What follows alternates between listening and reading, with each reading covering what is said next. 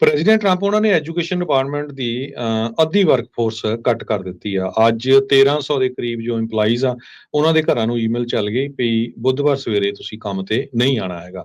US department of education ਦੇ 1300 EMPLOYEES ਨੂੰ termination letter ਭੇਜ ਦਿੱਤੇ ਗਏ ਹੈਗੇ ਆ। 572 ਜਿਹੜੇ EMPLOYEES ਆ ਉਹਨਾਂ ਨੇ ਵਾਈ ਆਊਟ ਕਰ ਲਿਆ ਸੀ ਇਨ ਐਕਸਚੇਂਜ ਫॉर देयर ਰੈਜ਼ਿਗਨੇਸ਼ਨ। ਤੇ ਟੋਟਲ ਜਿਹੜੀ ਡਿਪਾਰਟਮੈਂਟ ਦੀ ਵਰਕਫੋਰਸ 4133 ਸੀ, ਹੁਣ ਇਹ ਕੱਟ ਹੋਣ ਤੋਂ ਬਾਅਦ 2183 ਰਹਿ ਜਾਊਗੀ।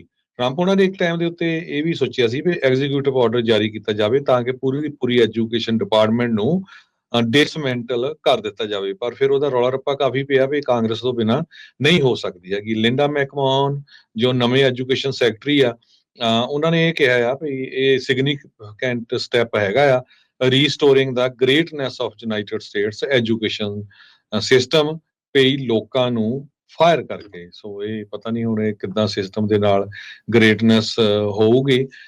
ਸੋ ਪਰ ਉਹਨਾਂ ਨੇ ਇਹ ਸਟ੍ਰੈਸ ਕੀਤਾ ਹੈਗਾ ਆ ਵੀ ਫੈਡਰਲ ਸਟੂਡੈਂਟ ਲੋਨਸ ਜਿਹੜੇ ਹੁੰਦੇ ਆ, ਪੈਲ ਗ੍ਰਾਂਟਸ ਆ, ਤੇ ਜਾਂ ਜਿਹੜੇ ਸਟੂਡੈਂਟਸ ਵਿਦ ਡਿਸੇਬਿਲਟੀ ਉਹਨਾਂ ਨੂੰ ਗ੍ਰਾਂਟ ਮਿਲਦੀ ਆ, ਉਹ ਇਸੇ ਤਰ੍ਹਾਂ ਹੀ ਚੱਲਦੀ ਰਹੂਗੀ।